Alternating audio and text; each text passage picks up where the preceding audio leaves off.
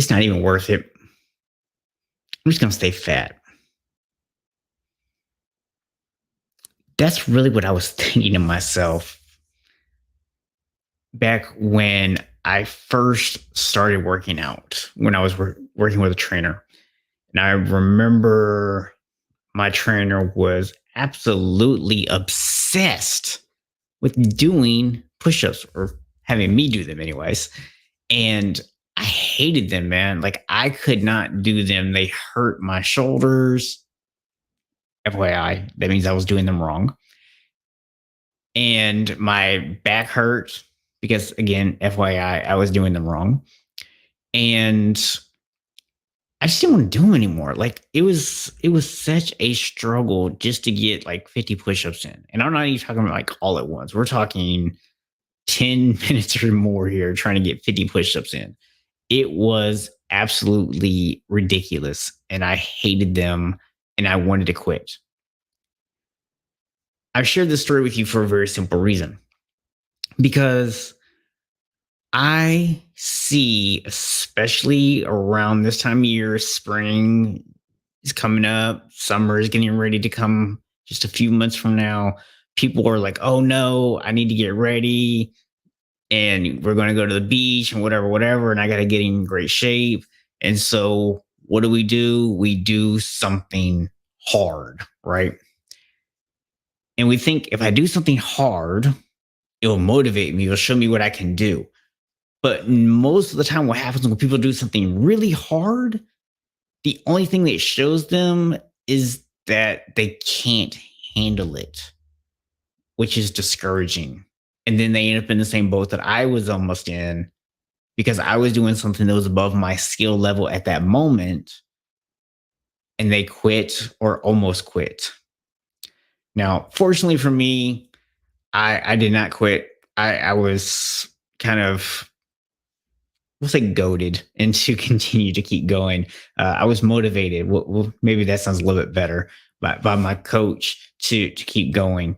And we found different ways to work around it. But I'm sharing this because here's the secret. It doesn't necessarily have to be super duper easy, right? I mean, there's value in that. I talk about that all the time. There's value in starting really small and building your way up. There's value in that. It makes it easier to hit consistency. It makes it better to get there. So this over time you can build the difficulty. But I think sometimes if it's too easy, it's just not motivated enough, right? It's just like stress. There's a stress sweet spot. Too little stress, you're like, eh. Too much stress, you're like, but just in the right spot, you're in the flow.